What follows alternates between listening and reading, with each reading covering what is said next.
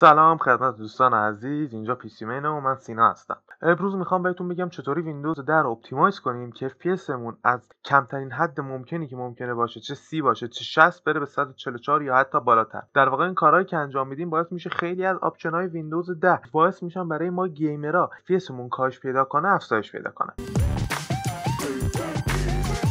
خیلی خب، میریم سراغ آموزش. من این فولدر براتون قرار دادم داخل فایل زیپ به اسم PC Main Windows 10 Optimization Pack. شما وارد پوشه استارت میشید، Create Restore Point رو میزنید، روی درایو سیتون کلیک میکنید، کانفیگر رو میزنید و اینجا ترن سیستم پروتکشن روشن میکنید. بین 5 تا 10% قرار میدید این نوارو که من روی 5% قرار دادم و بعدش دکمه کرییت رو میزنید و اینجا یه اسم براش تایپ میکنید. بر فرض مثال کلمه بیفور دو رو من مینویسم و میذارم ریستور پوینت رو برام بسازه. اگه از هر کدوم از این تغییرات شما خوشتون نیومد میتونید به اون ریستور پوینت برگردید. داخل آخر ویدیو بهتون میگم چطوری این کار رو انجام بدید. خیلی خوب، حالا وارد قسمت Uninstall App Don't Needed میشیم.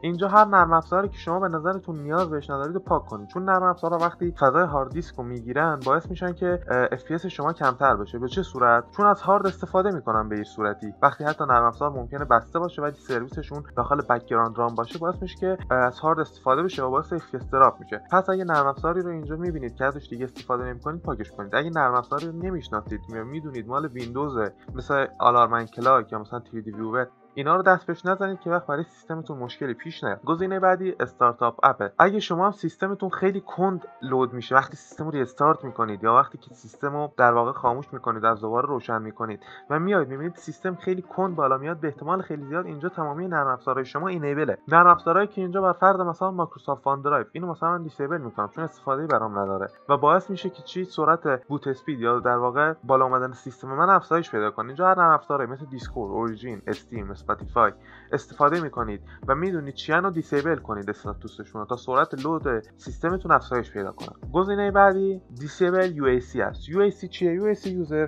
کنترل. یوزر کنترل چیکار میکنه؟ باعث میشه که مثلا اگه متوجه شده باشید هر دفعه که سیستم رو ران میکنید، مثلا میایید یه اپی رو دانلود میکنید از اینترنت، یه پیام میده که خب میخوای این اپ ران شه و بعد بزنید اوکی. با این گزینه اون غیر فعال میشه و باعث میشه خیلی کارتون راحت تر راه بیفته. برای اینکه انجامش بدیم روش دو تا کلیک چپ میکنیم و یس رو میذاریم و تمام. گزینه بعدی آپدیت ویندوز رو غیر فعال میکنه. اگه شما هاردتون HDD هست و SSD نیست باید حتما این در واقع فایل CMD رو ران کنید، چون وقتی ویندوز روی HDD قرار داره و شما ویندوز رو آپدیت میکنید باعث میشه که سرعت سیستم بیاد پایین. حالا من SSD استفاده میکنم، آف نمیکنم ویندوز آپدیت رو. گزینه بعدی رجستری اند BCD تویکس. لژندز BCD تویکس کاری میکنه که سرعت سیستم مقدار بره بالاتر. به چه صورت؟ یک کدای توش قرار داده شده که در واقع میاد سرویس های ویندوز غیر فعال میکنه که FPS شما بره بالاتر. روش کلیک راست میکنید، ران از ادمنستریتور رو میزنید و یه صفحه سری میاد و بسته میشه که یعنی کار کرده. بعدش رجستری تویکس. کارش چیه؟ تنظیمات رجستری رو طوری برای شما تنظیم میکنه که بهترین حالت برای گیمتون انتخاب بشه. یعنی وقتی وارد یک گیمی میشید گیم بره روی های پرایوریتی و از همه چی بالاتر قرار بگیره که بیشتر بتونه از CPU استفاده کنه، از رم و گرافیک. روش کلیک راست میکنید، مرج رو میزنید، یس رو میزنید و اوکی میکنید. گزینه بعدی که داریم ویندوز ستینگ رجستری. این چی کار میکنه؟ اینم تنظیمات ویندوز رو طوری تغییر میده که شما FPS بیشتری بگیرید. به چه صورته؟ میاد که فایلای گیمینگ اند گرافیک ستینگ پارتینو یا همون گیم DVR ویندوز جی ویندوز رو غیر فعال میکنه که FPS نگیره از شما. من این فایل رو ران میکنم، یس رو میزنم و تمام، تنظیمات انجام شد. این فایل ها به این دلیل قرار داده شدن که کار شما رو خیلی راحت تر کنن و نیاز نباشه که شما بخواید برید داخل رجستری و این کار انجام بدید. گزینه بعدی کنترل پنل. چیکار میکنیم؟ وارد چنج ساوند ستینگ میشیم، روی اسپیکرمون کلیک میکنیم، اینجا میایم توی قسمت ادوانس، اینجا دیفالت فرمت رو میذارید روی DVD کوالیتی 16 بیت DVD کوالیتی. چرا؟ چون این کیفیت کافیه و اینکه باعث میشه کمتر از CPU استفاده بشه. روش اپلای و اوکی میکنید. حالا گزینه بعدی M1 Mouse Acceleration. چیکار میکنید؟ میاد توی قسمت موس، میرید توی قسمت پوینتر آپشن، اینجا تیک Enhance Pointer پرسیژن رو آف میکنید. این باعث میشه موستون روونتر داخل گیم کار کنه و در واقع شما میتونید بهتر موستون رو کنترل کنید، چون این گزینه که آن باشه خودش موس رو کند میکنه و بعضی جا واقعا نیاز به کند شدن موس نیست. گزینه بعدی M2 Mark C Windows Mousing Fix. این چیکار میکنه؟ این میاد یه تنظیمی رو توی ویندوز تغییر میده که موس شما باز روونتر حرکت کنه و شما راحت‌تر بتونید با موستون کار کنید. روش کلیک چاپ میکنید دوبار و یسو میزنید، یا میتونید مرج رو بزنید و این کار انجام بدید. گزینه بعدی پرفورمنس آپشنه. در واقع تنظیمات گرافیکی که ویندوز داره. اگه نگاه کنید من این تب اگه میکشم این طرف، خود تب تکون نمیخوره، یه مربع سفیدی ازش میاد بیرون، چون من قبلا این تنظیمات اعمال کردم.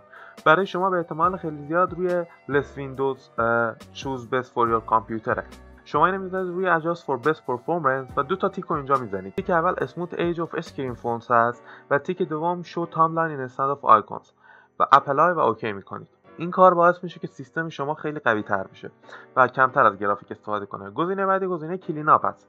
کلین اپ چیکار میکنه؟ میاد تمامی فایلایی که شما بهش نیاز ندارید و پاک میکنه. فایلایی که خود ویندوز کرییت کرده به صورت تمپوری فایل اول دیلیتشون میکنه. روش کلیک راست میکنید و ران از ادمنستریتور رو میزنید. باعث میشه خیلی سبکتر بشه سیستم. گزینه بعدی لاگ فایله که باز همون کار میکنه. فایلای لاگ ویندوز رو پاک میکنه که سیستمتون سریعتر باشه. اینم ران از ادمین میکنید که من قبلا این کارم انجام دادم، ولی خب مثلا اینکه باز ویندوز یه عالمه لاگ برام ساخته و داره پاکشون میکنه. این مقدار زمان میبره. خیلی خب تمام شد. بعد از اون دیلیت ویندوز آپدیت کش. ممکنه ویندوز رو آپدیت کنید. ویندوز بعد از اینکه آپدیت میکنه خودش دیگه به اون فایل‌ها نیاز نداره، ولی پاکشون نمیکنه. با این CMD شما در واقع اون فایل‌ها هم دیلیت میکنید که اینجا باید ران از ادمینش کنم من. خیلی خوب. گزینه بعدی دیسک کلین اپه. اوپنش میکنید، درایو C تون رو انتخاب میکنید، اوکی میزنید. میاد فایلایی که به دردتون نمیخوره رو براتون پیدا میکنه. بر فرض مثلا من 121 مگ تایملاین دارم، روش کلین اپ سیستم فایل رو میزنم و 30 از آره انتخاب میکنم. الان بقیه فایلام ورد. مثلا ویندوز آپدیت کلین اپ 3 گیگ که من نیاز به اون ندارم، میذارم تیکشو که پاک. اینجا شما لازم نیست به چیز خاصی دست بزنید، خودش تقریبا تمامی چیزایی که لازم پاک شه انتخاب میکنه. ریسایکل بین میتونید انتخاب کنید که پاک کنه و همچنین تمپوری فایل که با همین فایل دیلیت تمپوری فایل ما پاکش کردیم الان کلا 242 کیلوبایته. اوکی رو میزنید و دیلیت فایل رو میزنید. یه مقدار زمان میبره تا فایل ها رو دیلیت کنه. در حالی که در حال دیلیت کردنه ما ادامه میدیم، میایم سراغ Unwanted Services. سرویس هایی که به درد گیمرها نمیخورن رو پاک میکنه. مثلا ایکس باکس سرویس، روش دو تا کلیک چپ میکنید، یس و غیر فعال میشه. پرینتر سرویس، اگه از پرینتر رو سیستمتون استفاده نمیکنید، سرویس پرینتر غیر فعال کنید، کیفیت بیشتر بگیرید. دانلود مپ منیجر، اگه از نرم افزار مپ مایکروسافت استفاده نمیکنید، این گزینه هم غیر فعال کنید. بعد از اون بلوتوث، اگه از بلوتوث استفاده میکنید که اینو نزنید، ولی اگه استفاده نمیکنید بلوتوث هم غیر فعال کنید. بعد از اون سرویس هایی که unnecessary رو دیسیبل میکنه که روش میزنید و یس میزنید. ما بریم سراغ قسمت ریورس فولدر. اگه فایل‌ها رو خواستید برگردونید اینجا میتونید درشون گردونید. خیلی خوب. گزینه بعدیمون لیتنسی تمپریچر مموری ان کلینینگ. میریم توش اینتلیجنت استندبای لیست کلینر. روش کلیک میکنید و رانش میکنید.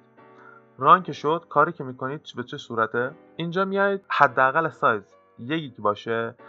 اینو نصف مقدار رمتون میزنید. برای من 8 گیگه، من میزنم 4024. اگه 16 گیگ باشه 8000 خورده ای میشه و اگه 4 گیگ باشه 2048. حالا من این مقدار اینجا وارد میکنم. wanted timer resolution روی 0.50 قرار میدم که کمترین حدشه و گزینه استارت رو میزنم. این چیکار میکنه؟ این میاد استندبای لیست که سیستم نمیذاره از مموری استفاده شه رو برای من فری میکنه که الان من در واقع نزدیک به 4 گیگ رم فری دارم و باعث میشه که این کار هر دفعه توی گیم برای من انجام بده. گزینه بعدی که میریم سراغش گزینه پاور ستینگه. چیکار میکنیم؟ میریم توی کنترل پنل. کنترل پنل ممکنه رو دسکتاپتون باشه، سرچ میکنید کنترل پنل توی سرچ میاد بالا. وارد اینجا که میشید میرید توی گزینه هاروارد اند ساپورت. اینجا روی گزینه پاور آپشن کلیک میکنید. اینجا ممکنه شما چندین تا پروفایل داشته باشید. پروفایلی که مد نظر ماه پروفایل های پرفورمنس یا التیمت پرفورمنس. هر کدومش که داشتید فرقی نداره. قرارش میاد سر پروفایل های پرفورمنس. اینجا روی چنج پلان سیتینگز کلیک میکنید. وارد تب چنج ادوانس پاور سیتینگز میشید. اینجا هارد دیسک ترن آف هارد دیسک افتر 20 مینوت روی 0 قرار میدید و بعدش اپلای میکنید.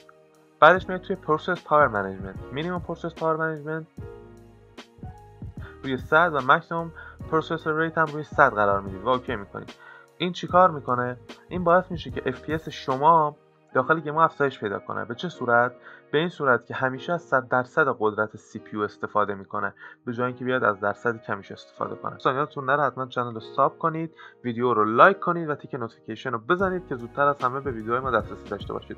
امیدوارم این آموزش بهتون کمک کرده باشه و همچنین ویدیوی نحوه اپتیمایز کردن این ویدیو کنترل پنل رو هم که لینکشو میذارم اون بالا گوشه سمت راست نگاه کنید که باعث بشه داخل گیم FPS بیشتری بگیرید.